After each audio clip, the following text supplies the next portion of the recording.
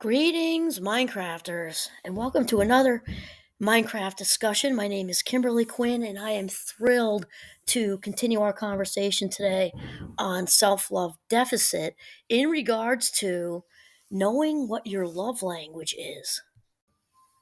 So last time we kind of talked about you know, sort of the origin of self love deficit. And also remember, we stayed away from the word disorder. Why? Because it's a shame word, and shame words are dumb.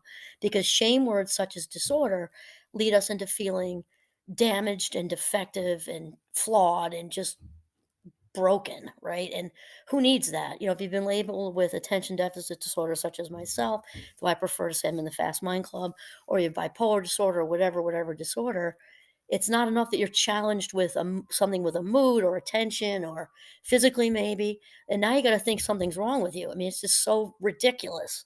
So that's why it just says self love deficit, because it is also not your fault, since the origin of self love deficit is typically from childhood. And the idea is not to blame those people either, grown ups, yes, obviously grown ups, usually your parents, the caregivers, even if they were 4,000% wrong and were abusive and whatever, because blaming doesn't get us anywhere at this stage in adulthood. It does well to explain, to reflect, and figure it out, but to blame just doesn't allow for healing. So it's important to understand where it came from. Okay, and it came from not having our own value and worthiness mirrored by the trusted grown-ups in our life, or usually our parents. Also, our uniqueness, the wonderful things about us, because that's how we learn about ourselves. Okay,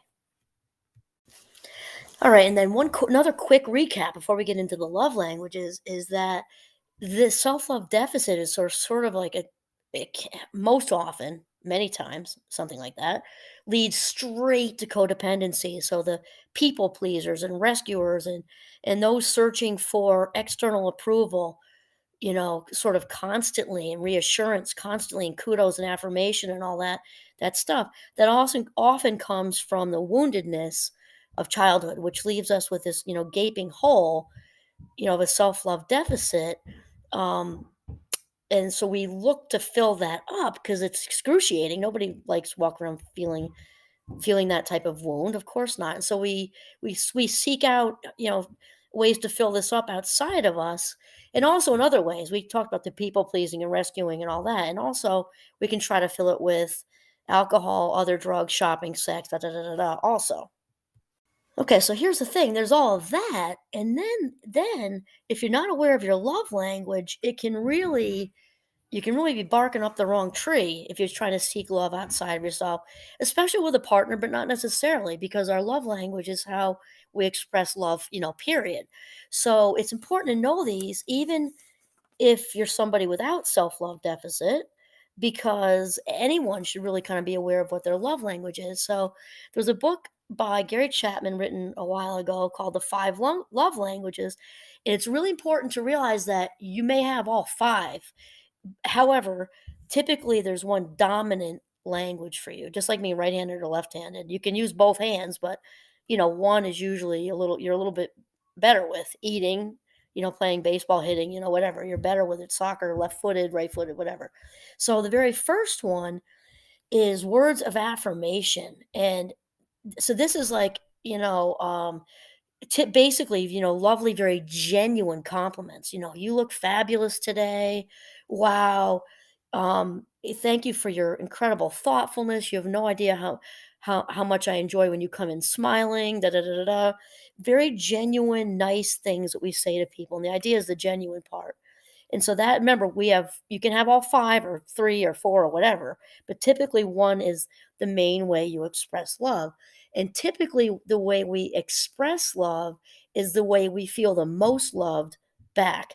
So you can figure out where the potential problema, disconnect, might be if people are not aware of their dominant love language. Because two partners, let's say, and it doesn't have to be partners, we said that, two partners, let's say, if one has the words of affirmation and the other one has, a different one's expressing in the way, but you want to get back the same way you express, but your partner's love language is different.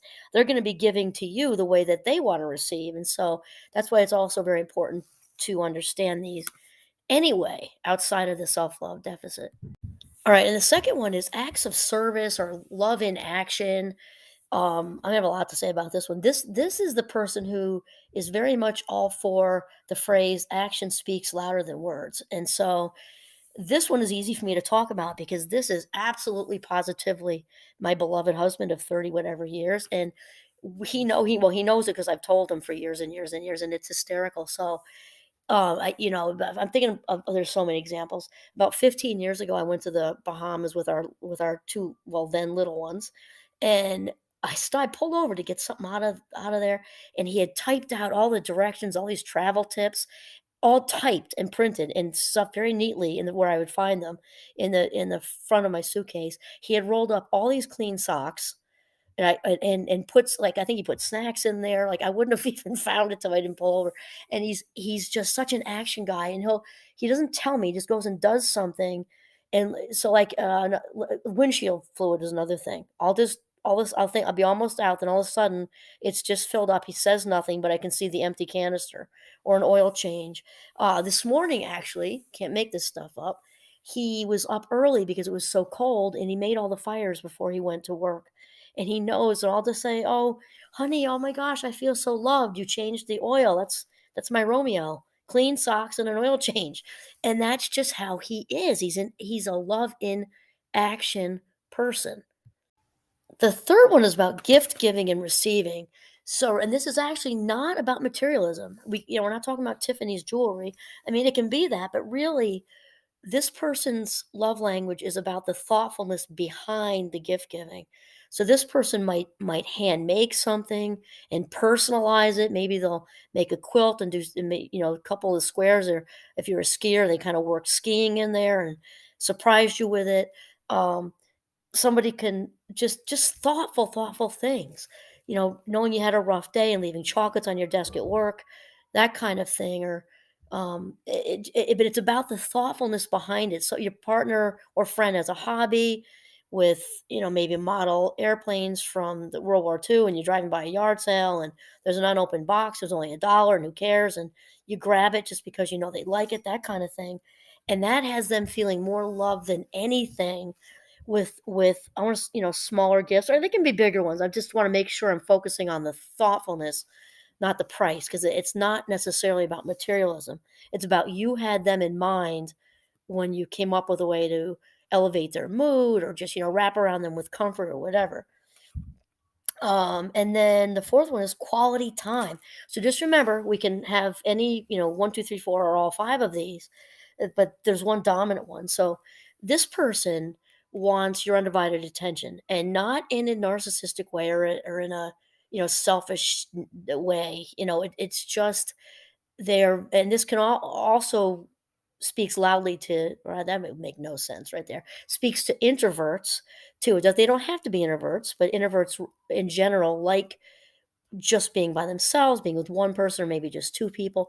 So this person wants, like, let's say a dinner for two, romantic or not, with all the screens off, no phones, no distractions, maybe just nice jazz music, walk in the woods, taking a day off to spend time with them. That right there is meaningful. Even if you spend no money, like you pack a picnic and go out on the back deck, or again and walk in the woods, it's not about that. It's about carving out the time for you, which is prioritizing you, which is the loving part, right?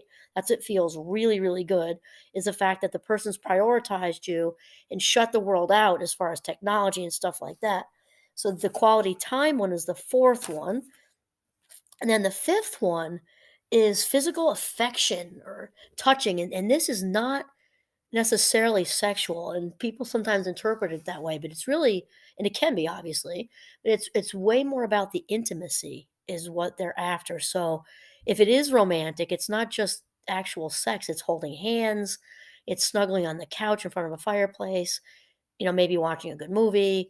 It's maybe the partner, or maybe it's a friend or roommate, comes home from, a double shift of waitressing, and you kind of come up behind them and just give them neck rub or a back rub, and they feel the most loved and cared about when they are touched, again, romantically or not. They feel the most, and here's the thing too, when this is your love language, is affection, physical affection, all the nice, kind words, even though we like to hear those, all the words or gifts are not going to have this person feeling loved. That's just how it is. It doesn't mean they don't like compliments. Of course, we like compliments, but it doesn't reach them on the deep, like kind of core level, like massages do, or hugs, touching, snuggling, face caressing, just holding their sort of like their face in your hands, giving the kiss on the side of their cheek. They're all about the touch, and that is when they feel the most loved and cherished by you.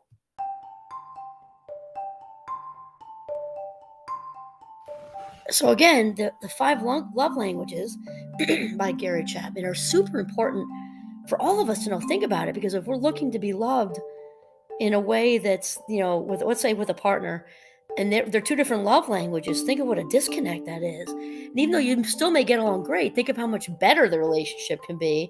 You're like, oh, you're an action person, like my husband is, and then realizing when he does the oil changes and fills up the windshield stuff and leaves clean socks in my suitcase, that's his way of I love you to the moon and past the stars and all that stuff.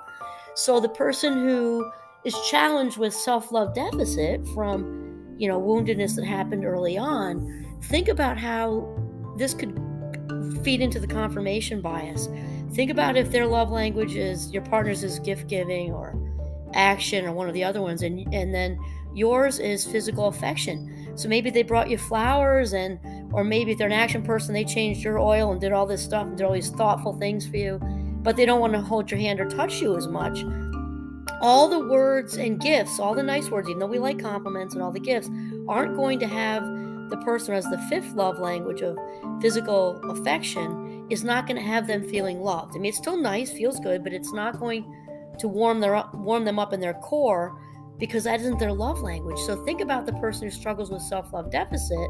That's confirming, like, what's the matter with me? They don't even want to hold my hand. What's the matter with me that they don't want to give me a massage? What's the matter with me? They want to touch me, or maybe they are, but just not to the degree that you need them to touch you. Like they're just not, it's not enough.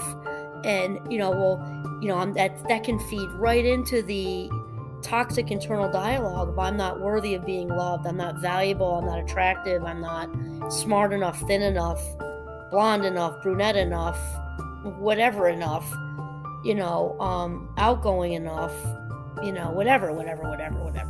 And it can feed into all that, because that your love language, you're not feeling loved simply because it's not a love language.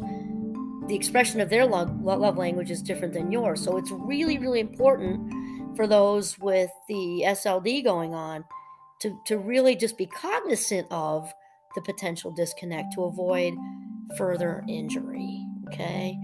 And that's it. So, no, it's not it. Not it. Well, coming back. So what I'd like for all of you to do who have this, and real disclaimer, realize that none of these videos are in place of professional treatment. Of course not. They're informational only, and they can complement all of that. So what I want you to do is focus your life minutes, the high majority of your life minutes, which is your energy, on filling yourself up, doing what makes you happy. Buy yourself flowers, buy yourself an outfit. I don't mean to have the emphasis on money. Carve out time in the day for just you to go out into the woods, to garden eventually when it's time for that, or to garden on the inside if you want to do. I started bonsai trees, very cool. Carve out love time to just love yourself, you time to just love yourself, time out on a slow Saturday or Sunday to bake cookies and then stick a huge spoon in the cookie batter like when you're a kid, and just treat yourself well, pamper yourself in whatever ways that means. It doesn't mean money.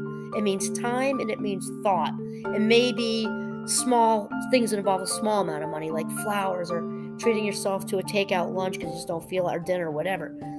But to really learn how to prioritize yourself, because remember, it all goes back to we cannot give away what we don't have. So the number one relationship in your life is you. Love yourself right up. Just fill yourself up till your cup runneth over. This is Kimberly Quinn signing off from Northern Vermont. Have a mindful day of loving yourself.